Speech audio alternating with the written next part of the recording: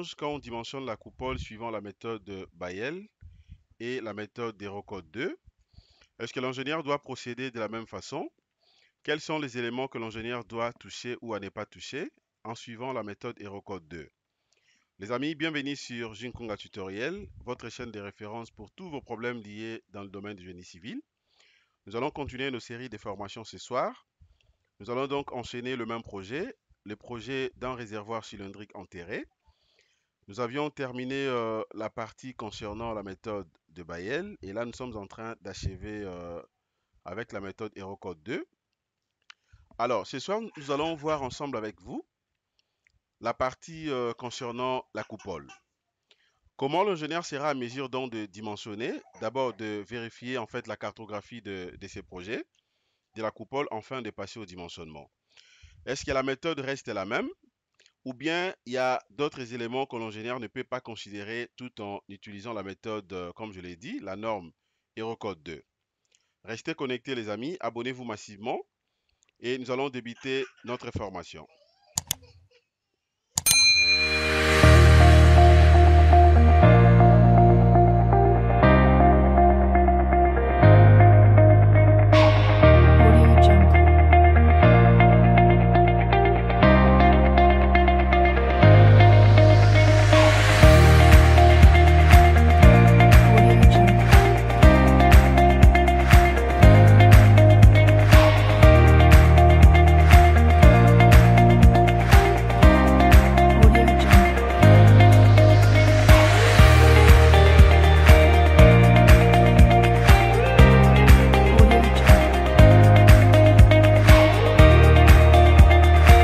Salut tout le monde. Comme je l'ai dit au début de cette formation, pendant mon introduction, nous allons donc ensemble avec vous travailler encore une fois de plus. Nous allons voir la cartographie de la coupole et passer au dimensionnement. Est-ce que la procédure va changer ou bien je vais garder la même procédure? À l'entrée des jeux, ce qu'il faut savoir les amis, la procédure n'a pas changé, mais seulement vous allez remarquer que c'est la méthode en fait qui change. La méthode change par rapport justement à la norme. Comme vous le savez, précédemment, on avait dimensionné la coupole suivant la norme Bayel, mais là, je suis en train de la dimensionner suivant la norme Hérocode 2. Cependant, la procédure reste la même. Alors, ce que je fais maintenant, c'est quoi? Je vais commencer d'abord par la sélection. Je ferme. Je vais chercher comment sélectionner rapidement la coupole. Étant donné que la coupole est composée par des panneaux, est constituée par des panneaux, et donc à ce niveau, je vais sélectionner directement le panneau 34 qui compose en fait la coupole. Alors, je peux aussi l'isoler. L'isolement, c'est très bien parce que vous aurez la possibilité au moins de bien voir les projets tout entiers. Alors, maintenant, à ce niveau, comment je vais faire? Étant donné que j'ai sélectionné la coupole, eh bien, pour les restes, je peux aller directement au dimensionnement ou carrément je peux visualiser rapidement la cartographie afin de voir quand même le valeur, si cela va se différencier avec la valeur qu'on avait lorsqu'on était en train de dimensionner la coupole suivant la méthode Bayel. Et pour ce faire, je suis obligé de venir d'abord ici. Je vais prendre donc résultat. Je descends sur cartographie panneau.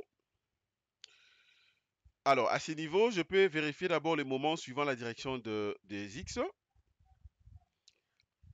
Je clique sur valeur et puis cartographie. Voilà, je vais comparer maintenant le valeur ici. Regardez, vous allez voir ici que suivant la méthode Hérocode 2, la valeur max des moments suivant la direction des X est de 0,96 kN/m. Je m'en vais voir aussi suivant la direction des Y. Ça me donne combien? 1,07. Vous voyez, donc c'est à peu près, c'est presque identique. Alors, suivant X, Y, ça sera combien? 0,54. Ok.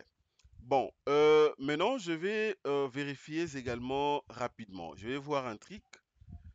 Je vais faire une coupe.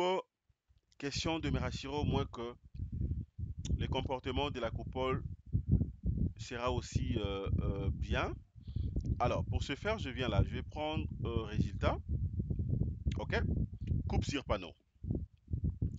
Alors, coupe sur panneau, vous avez d'abord la définition, coupe, détail, extrême. Je peux aller jusqu'à paramètres. OK? Je vais d'abord vérifier la surface pour contrainte supérieure. Alors, je vais rentrer au débit au niveau de la définition. Et je vais maintenant définir en fait le sens de ma coupe. Alors, ça sera suivant la direction des X, suivant X, Y ou Z. Alors, je peux prendre suivant Z.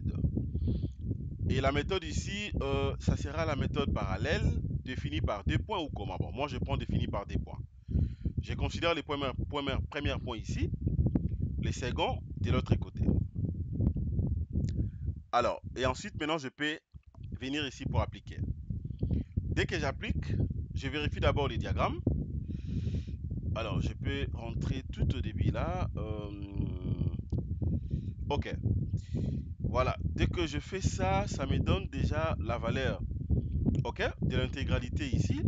La valeur de l'intégrale, en réalité, c'est 0,-0,70 kN par mètre. 0,-0, non, c'est moins 0,70 kN mètre. Coupe AA. Donc, attendez, je peux voir aussi de l'autre côté. En termes des contraintes, voilà, j'obtiens aussi les éléments nécessaires. Bon, je m'en vais rapidement. À part ça, je peux également changer des méthodologies. Je peux vérifier encore suivant les 3 points. Premier point, je considère ça ici. Le deuxième point là. Le troisième de l'autre côté. Et j'applique. Voilà. Dans l'autre sens, ça me donne quoi ici? Ça, c'est suivant la direction de... voilà, Y, Z. Je vais le faire suivant la direction des X. Alors, je peux rentrer ici, je supprime les tout et j'applique. OK. Je viens là, je vais définir encore. Je prends des axes, je le fais d'abord ici au milieu et jusque là et j'applique. Voilà. Vous allez remarquer que la valeur de l'intégrale ici aussi diminue. Maintenant, la valeur est de moins 0,51 kN mètre. Vous voyez? En faisant bien sûr la coupe justement au milieu. Donc, les amis, à travers justement cette option, ou bien je dirais cet onglet, vous serez donc à mesure de visualiser plein d'éléments ici. Je peux voir tout ce que je veux. Bon, je supprime encore. Je clique sur appliquer. Alors, concernant les dimensionnements, c'est exactement comme j'avais dit là. Donc la procédure n'a pas changé. Si vous voulez dimensionner la coupole, alors c'est juste question de procéder comme on avait fait lorsqu'on était en train de dimensionner, lorsqu'on avait dimensionné la coupole suivant la méthode de Bayel. La même procédure. D'abord, je vais sélectionner la coupole. Sélectionne ça en faisant justement CTRL A. OK. Sélectionnez les tout. CTRL A. Sélectionne les tout. Je viens sur dimensionnement. Vous allez cliquer d'abord sur paramètres réglementaires. Définir un nouveau type de ferraillage. Et là, ça sera maintenant coupole. Voilà. Coupole dimensionnée suivant la norme Eurocode 2. OK. Et ensuite, maintenant là, vous allez définir aussi le matériau. Le béton, ça sera béton 25, poids volumique 2500. Poids volumique 2500. OK. Alors, classe du ciment, je vais laisser toujours le N, OK, tel que défini par défaut. De l'autre côté également, je n'ai pas modifié. Là, vous prenez haute adhérence 400 et puis ajouter. OK. Ajouter et ensuite, vous allez venir ici afin de confirmer ça. Voilà, afin de les confirmer. C'est bon. Mettez le numéro de panneau 34, sélectionnez. Dimensionnement. Et ensuite, ferraillage théorique dalle voile. Je vais isoler encore ça. Je mets le numéro 34 ici. calculer. Voilà, je vais calculer.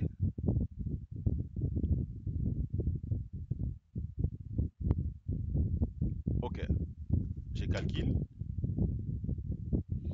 Voilà, c'est bien. Alors, à ce niveau, maintenant, je peux vérifier aussi le ferraillage théorique, comme on avait fait là. Si je vais voir, par exemple, la section d'armature, suivant la direction positive des X, je vais cocher ça. Je viens là, j'applique. Voilà, j'applique. Et ça me donne quasiment les tout. Ok? Ok. Donc, pour les restes de dimensionnement, vous savez ce qu'il faut faire. Je pense qu'on peut s'arrêter à ces niveaux. Pour achever le dimensionnement jusqu'à obtenir le plan d'exécution, il faudrait que vous puissiez venir ici, ferraillage réel, élément béton armé, et vous allez paramétrer jusqu'à tel point que vous allez le dimensionner. Voilà, les amis, c'est ce que je voulais vous partager rapidement concernant la formation. C'est pour dire que la procédure n'a pas changé. Même suivant la méthode Bayel, tout comme HeroCode 2, rien n'a changé en termes de procédure. Mais néanmoins, la norme change. Voilà, merci, excellente journée, au revoir.